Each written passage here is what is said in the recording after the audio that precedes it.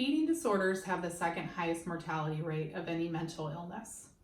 Cardiovascular disease is the number one killer of women. And this is my story of how I've survived both. I've always been a person who's had issues with food. As a kid, it was picky eating. It was overeating. I was that kid that the doctors were always commenting on my weight. In fact, I even remember as a little girl being told by the doctor that everything that was around my belly was around my heart and that I was going to have a heart attack early. My food issues grew up into bulimia. When the stressors of being a teenager got to be too much, I started binging and throwing up. And my parents caught me, and I promised to stop. And I did for a little while, until the next stressor came along. Nursing school, my fiance's deployment, planning our wedding, new jobs, new baby, postpartum depression, a major flood that displaced us from our home. This was my pattern. Whenever hard things happened, I coped by overeating and throwing up. Somehow I thought that this was giving me control. And I lived in a really awful cycle of shame and guilt. I never got help, even though my parents asked if I wanted it, because I didn't think I deserved help. I thought, I did this to myself. I'll have to take care of it myself.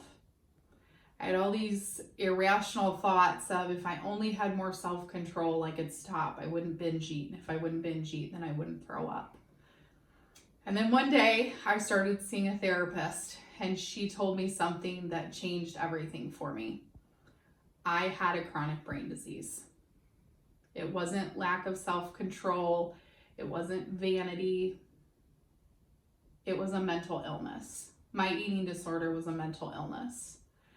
And unfortunately, my mental illness progressed so far that not only did I believe I didn't deserve help for my mental illness, I also believed I didn't deserve help for the physical illnesses I knew my body was fighting. And unfortunately, when, as an RN, I started recognizing the signs of diabetes in my own body, I heard those messages over again of, if only you had more self-control, if only you wouldn't eat so much, you wouldn't have diabetes. And honestly, I let it go on for too long. And one day I finally got the courage to ask for help. And I found out I was diabetic, as I had suspected. I was a type 1 diabetic, which I hadn't suspected.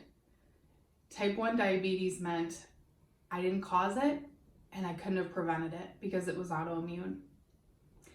But unfortunately, because I had let the disease go so far, it wasn't long after that, at the age of 33, I had a heart attack and required quadruple bypass surgery. There's no way to pinpoint exactly why I had a heart attack so young. It was a combination of things.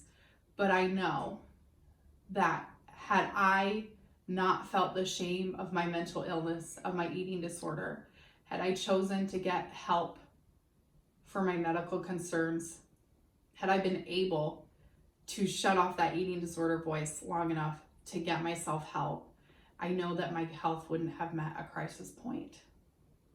And so if my story sounds like your story, if you are hearing a voice telling you that you don't deserve help, that you don't deserve medical attention, I want you to know that that's a lie. That you do. You deserve help for your mental illness. You deserve help for your physical illness. Don't let your mental illness lie to you and tell you that your body doesn't need care, because it could cost you your life.